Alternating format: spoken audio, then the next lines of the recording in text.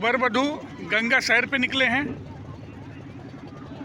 और अभी हमारे साथ काफ़ी विदुषियाँ भी बैठी हुई हैं, जैसा कि आप देख सकते हैं। और साथ में हैं एक संस्कृत के प्रकांड पंडित हैं और ये संपूर्णानंद संस्कृत विश्वविद्यालय से पीएचडी कर रहे हैं, शैलेश पाठक जी। तो हम इनसे जानना चाहेंगे, शैलेश पाठक जी, आपसे एक सवाल है, मेरा प्रश्न है, एक जिज्ञासा है मेरी कि ये जो बोलते हैं कि सनातन धर्म की हम बात करते हैं, लेकिन पाश्चात्य जो संस्कृति है, पाश्चात्य समाज है, वो कहता है कि हर चीज़ के पीछे कुछ वैज्ञानिक कारण होने चाहिए। तो इसके लिए जो हमारे वो धर्म ग्रंथ हैं, बहुत सारी चीज़ें हैं, उसको वो लोग ऐतिहासिक या तार्किक न मानकर ऐसे न कपोल कल्पना टाइप की चीज़ बताते हैं। इसको लेकर आपको क्या कहना है? देखिए, भारतीय दर्शन में 6 दर्शनों को माना गया। षड दर्शन जो आस्तिक दर्शन है, हाँ, उसी में एक दर्शन आता है सांख्य दर्शन, बिल्कुल। जिसके आदि प्रवर्तक जो ऋषि हैं वो कपिल मुनि हैं। और गीता में भगवान ने कहा कि सिद्धा नाम कपिलो मुनि, मैं सिद्धों में कपिल मुनि। तो कपिल मुनि द्वारा विरचित एक ग्रंथ है सांख्यकारिका, और ईश्वर कृष्ण उस सांख्यकारिका के लेखक हैं और सांख्य दर्शन के प्रथम आचार्य हैं कपिल मुनि। और उस सांख्यकारिका में ईश्वर कृष्ण ने 72 कारिकाओं के माध्यम से प्रकृति और पुरुष का विवेचन किया। बिल्कुल। वो कहते हैं कि प्रकृति है सुकुमार तरम न किंचित, प्रकृति से सुकुमार इस संसार में कोई भी वस्तु या पदार्थ नहीं है। बिल्कुल। तो वो कहते हैं कि हर एक कार्य का कोई ना कोई कारण होता है। तो यह संसार रूपी जो कार्य है, इसका भी कोई ना कोई कारण है। बिल्कुल। और असत्य कारण का कोई कार्य नहीं हो सकता। बिल्कुल। जैसे हमको अगर जो घी की जरूरत है तो हमको जल नहीं चाहिए, क्योंकि जल में घी रूपी कार्य नहीं है। बिल्कुल। तो जिस कारण में जो कार्य रहता है, उसी कार्य को प्राप्त करने के लिए हम उस कारण को तलाश करते हैं। बहुत अच्छी बात। तो वो कहते हैं कि आगे कारिका में लिखते हैं कि 8 प्रकार से उपलब्ध पदार्थों की अनुपलब्धि होती है। तो कई लोग कहते हैं कि भाई प्रकृति है या पुरुष है, चेतन तत्व है, तो दिखता क्यों नहीं है? बिल्कुल। तो कहते हैं 8 प्रकार से उपलब्ध पदार्थों की अनुपलब्धि होती है। लेकिन प्रकृति का ज्ञान हम उसके कार्य से करते हैं कि यह कार्य है तो इसका कोई ना कोई कारण रहा होगा। बिल्कुल। तो कहते हैं कि वह अनुपलब्ध इसलिए होता है तो कि वह अत्यंत सूक्ष्म है, प्रकृति अत्यंत सूक्ष्म है। उसी में लिखते हैं कि अति दूरात, अत्यंत दूर होने से भी कोई वस्तु हमको हमारे दृष्टिपथ में नहीं आती। तो बिल्कुल। इसका अभिप्राय ये नहीं है कि उसकी सत्ता नहीं है। बिल्कुल। यहाँ से जैसे मैं एक एग्जांपल दूंगा आपको, एक उदाहरण देता हूँ। जैसे पुणे में ना येवले चाय बहुत ही प्रसिद्ध है। हाँ। तो अब चूंकि मैं पिया हूँ तो उसकी कहाँ दुकान है, क्या है, वो मुझे पता है। हाँ। लेकिन जैसे अगर आप नहीं पिए होंगे तो आप बोल सकते हैं कि ऐसी शायद चीज न है, लेकिन वो अस्तित्व में है। हाँ, यदि हम यहाँ से अमेरिका नहीं देखते तो ऐसा थोड़ी नहीं कि अमेरिका की नहीं सत्ता है। नहीं। बिल्कुल। लेकिन वो सत्ता है अति दूरात, अत्यंत दूर होने से। ओके। हमारे इंद्रियों से वो परे है। बिल्कुल। हमारी इंद्रियोयों का सामर्थ्य वहाँ तक नहीं है, तो अति दूरात। फिर दूसरा है सामीप्यात, अत्यंत समीप होने से भी पदार्थ हमारे दृष्टिपथ में नहीं आते। जैसे आंख में लगाया हुआ काजल, बिल्कुल। वो अत्यंत समीप है, फिर भी हम उसको देख नहीं सकते। इसका अभिप्राय ये नहीं है कि आंख में वो काजल लगाने की। बिल्कुल। अति दूरात सामीप्यात। तीसरा इंद्रिय घातात, इंद्रियों में अगर कोई समस्या है, कोई मूक है या कोई बधिर है या कोई अंधा है, तो इसका अभिप्राय ये नहीं है कि अंधा अगर संसार में पदार्थों को नहीं देख पा रहा है तो पदार्थों की सत्ता नहीं है। बिल्कुल। सत्ता है, लेकिन उसमें उसकी इंद्रियां बाधक है। बिल्कुल। तो अति दूरात सामीप्यात इंद्रिय घातात। चौथा है मनोनवस्थानात्। मनोनवस्थानात् का अभिप्राय है कि यदि हम बहुत चिंता मग्न है, अनन्य मनस्क है, हम किसी दूसरे चिंता में बैठे हैं और सामने से कोई व्यक्ति चला जाए और कोई पूछता है कि आपने उसको देखा, तो हम कहते हैं नहीं देखा। तो ऐसा नहीं है कि वो गया नहीं, वो तो गया। लेकिन हम अनन्य मनस्क थे, हम कहीं और चिंता में, कहीं और। बिल्कुल। तो मनोनवस्थानात्। फिर है व्यवधानात्। व्यवधानात् का अर्थ है कि यदि घर में पर्दा लगा है, पर्दे के इस तरफ हम है, पर्दे के उस तरफ कोई और व्यक्ति है, लेकिन पर्दा बीच में होने की वजह से हमको दिख नहीं रहा है। बिल्कुल। तो ऐसा थोड़ी ना कि उसकी सत्ता नहीं है। बिल्कुल। वो है, लेकिन हम उसको देख नहीं पा रहे हैं, क्योंकि वहाँ व्यवधान है। बिल्कुल।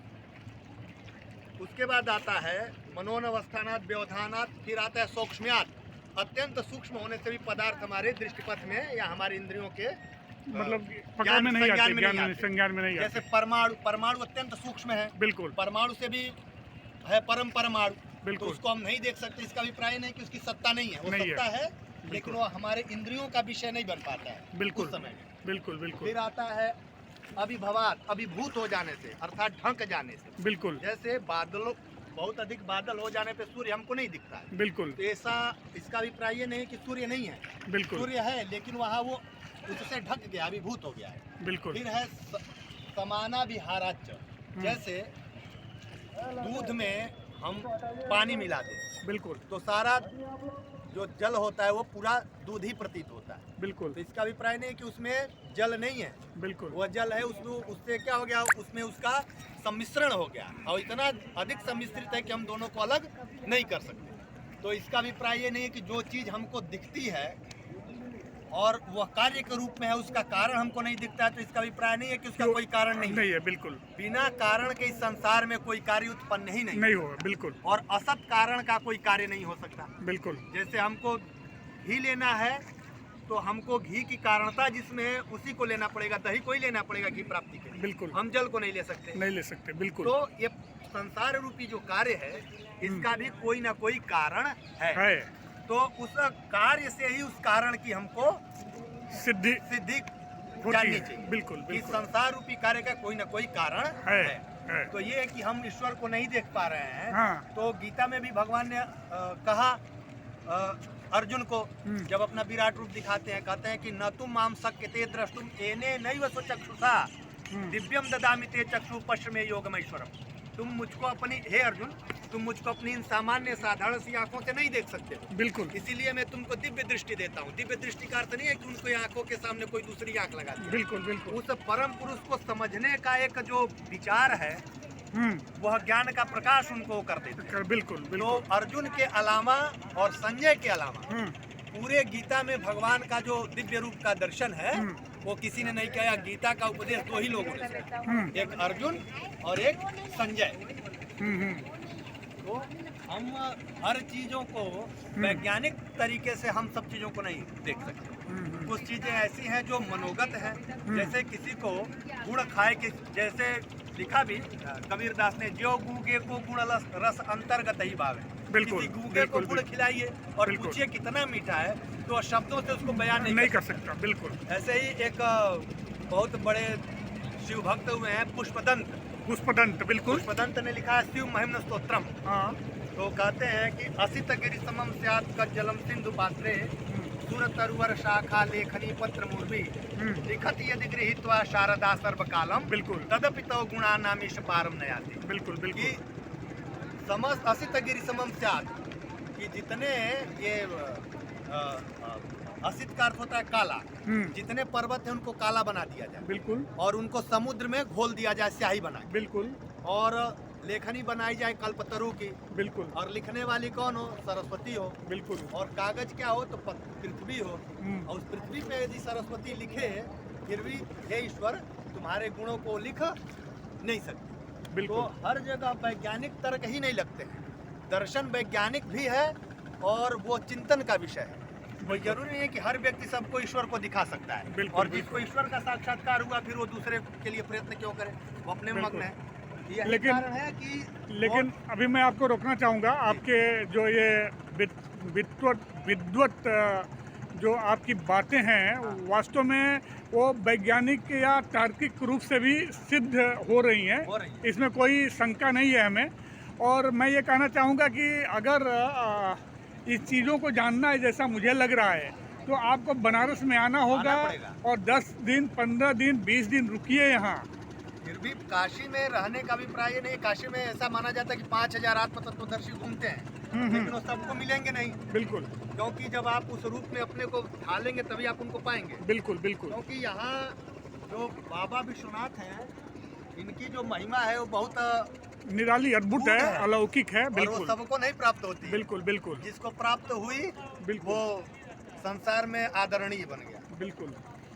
तो इस संसार को चलाने वाले, इस काशी को चलाने वाले जो बाबा हैं वो विश्वनाथ हैं, और उनके जो रक्षक हैं वो कोतवाल, वो बाबा काल भैरव। तो एक बार प्रेम से बोलिए, नमः पार्वती पतये हर हर महादेव।